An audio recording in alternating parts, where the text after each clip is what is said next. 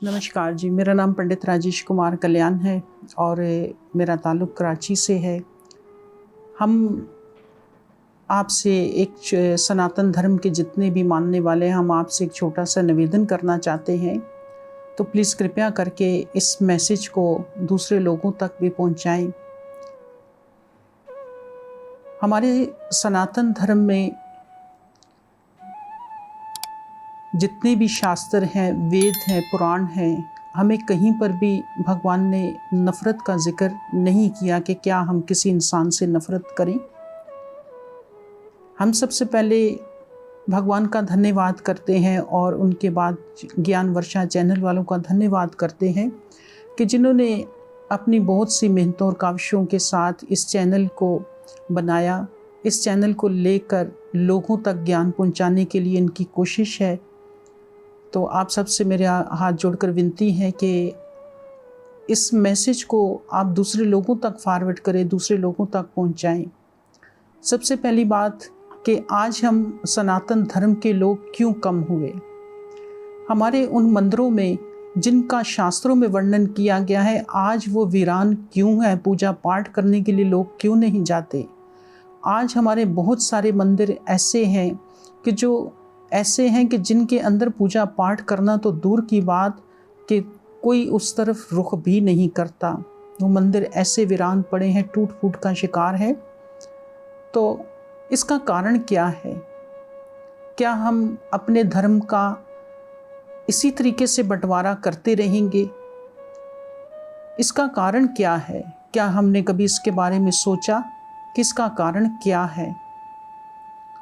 तो जब हम भगवान परमपिता परमात्मा से जब एक विनती करते हैं कि शास्त्र अनुसार जब माँ के गर्भ में इंसान प्रवेश करता है, तो जब जन्म लेने वाला होता है तो उस वक्त इंसान को भगवान की कृपा से अपने 100 शास्त्रों के जन्मों का हाल याद हो जाता है। हमें ज्ञान की प्राप्ति हो जाती है कि हमने पिछले 100 जन्मों में कौन कौन से पुण्य किए और कौन कौन से पाप किए, जिसके कारण आज हम नरक कुंड में पड़े हुए हैं। हम भगवान से उस वक्त बहुत विनती करते हैं, प्रार्थना करते हैं कि परमपिता परमात्मा जी हमें इस नरक कुंड से बाहर निकालिए। तो इस संसार में जाकर हम आप ही का नाम जप करेंगे, आप ही का नाम की पूजा पाठ करेंगे।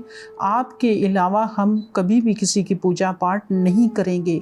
हम इस संसार में जाकर अच्छे कर्म करेंगे।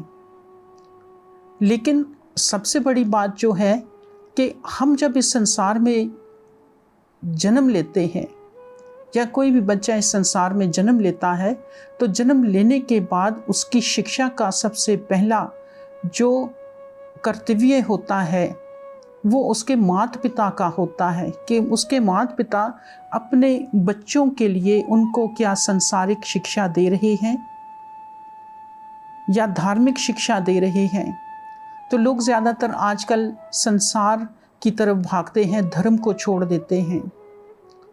तो यही हमारा धर्म है कि हम जब इस संसार से आज नहीं तो कल, कल नहीं तो परसों, एक दिन हमने मृत्यु को प्राप्त होना है, तो हम अपना धर्म क्यों छोड़ते हैं? हम क्यों अपने सनातन धर्म को छोड़कर दूसरे धर्मों के पीछे भागते हैं? हम क्यों अपना धर्म परिवर्तन कर लेते हैं? जब भगवान ने हमें इसी संसार में भेजा, तो हम क्यों अपने बाप को छोड़कर किसी दूसरे के बाप को अपना बाप बना लेते हैं? पिता तो एक ही है, वही एक सृष्टि का पालनहार है।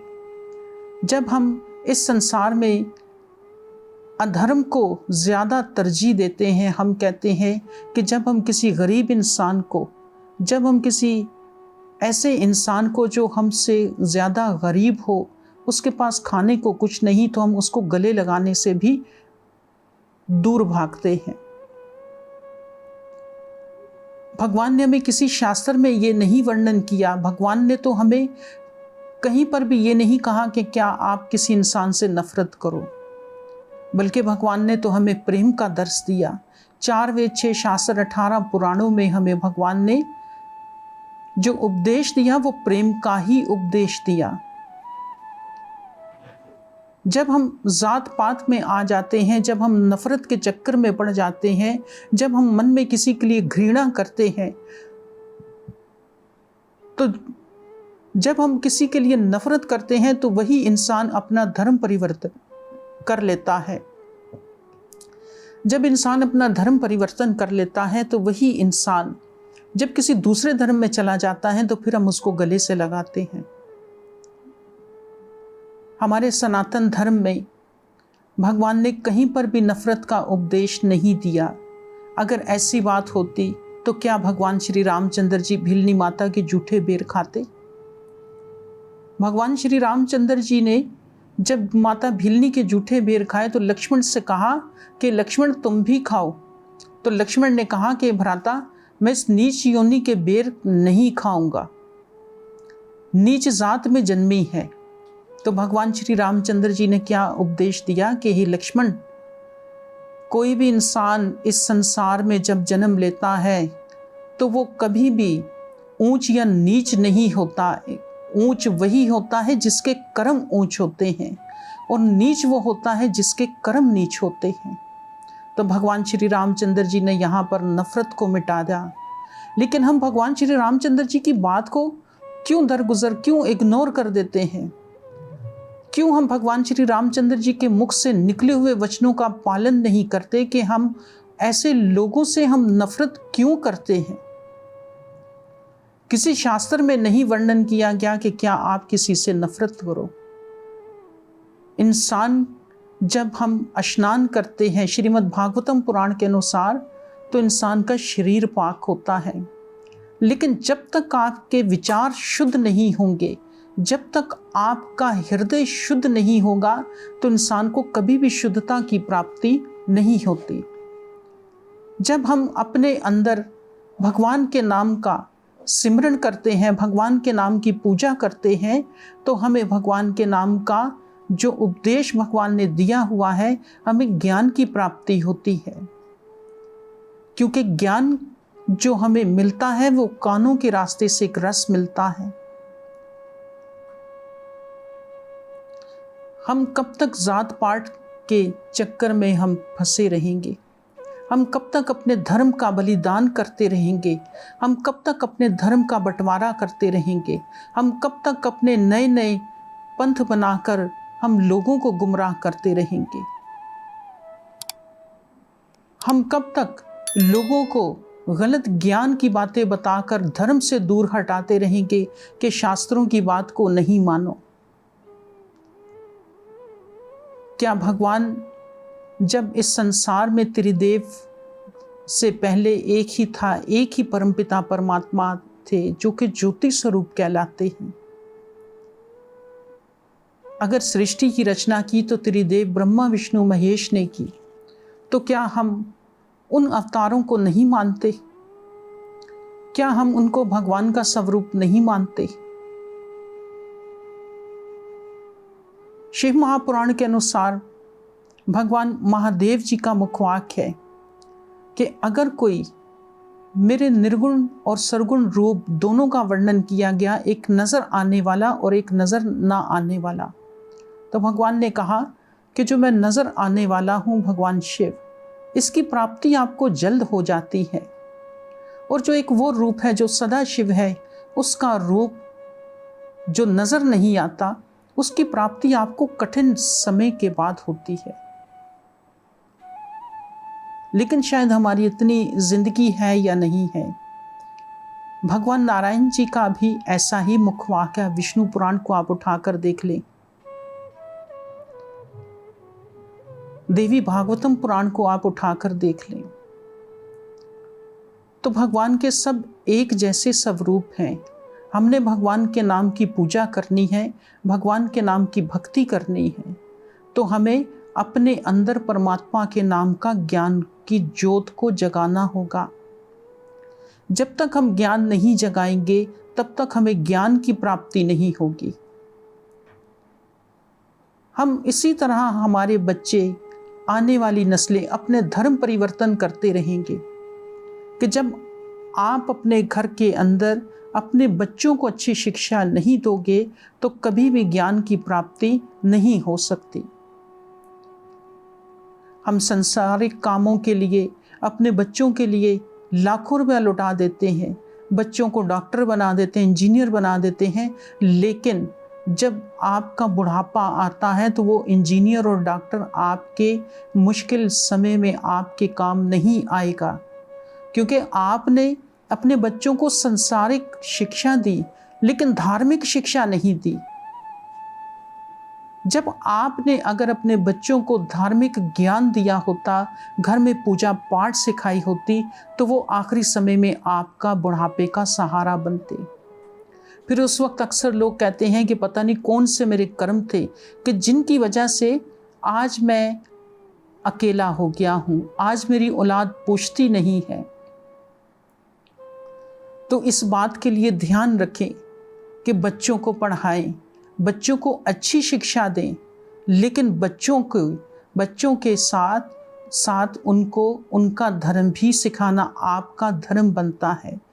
जितनी माताएं, बहनें, बेटियां और मेरे भाई बुजुर्ग जितने भी इस कथा को सुन रहे हैं, आप सबसे निवेदन किया जाता है कि आप अपने बच्चों को धार्मिक शिक्षा ज़रूर दें, और कुछ नहीं तो कम से कम गणेश आरती और विष्णु भगवान जी का सिमरन ज़रूर सिखाएं।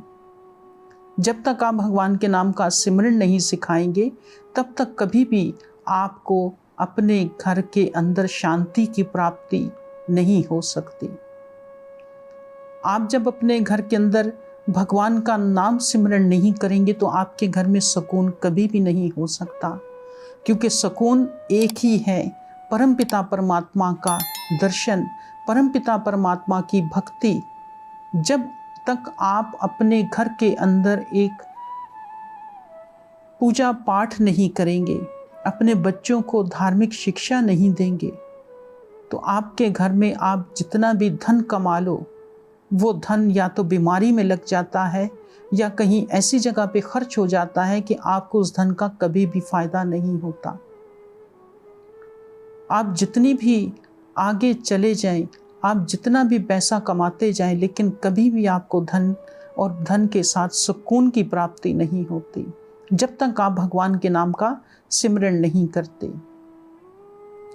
आप सब हमारे साथ मिलकर भगवान के नाम का सिमरन करें।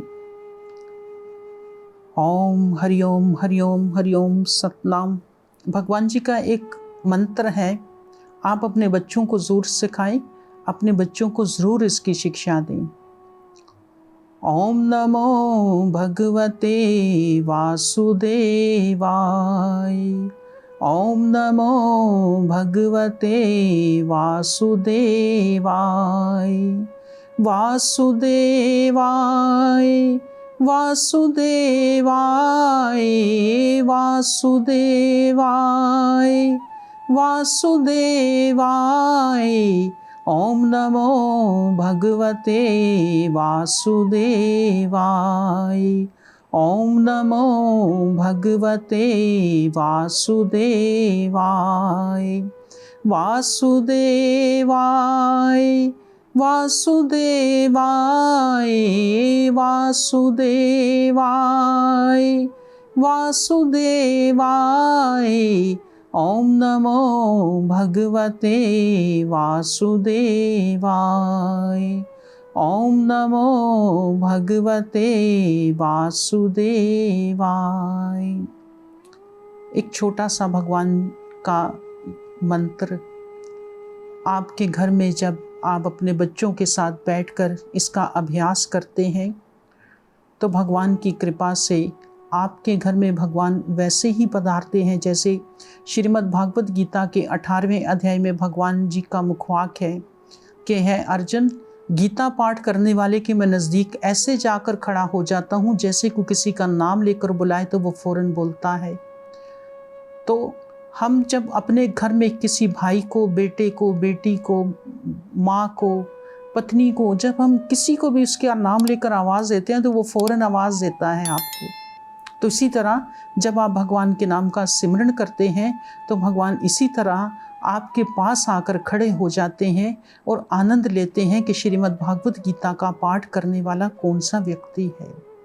आशा करते हैं कि आप इस बात से, इस ज्ञान से ज़रूर लाभ लेंगे। धन्यवाद जी आपका। जय श्री कृष्णा, जय श्री राम। सनातन धर्म की सदा ही जय हो।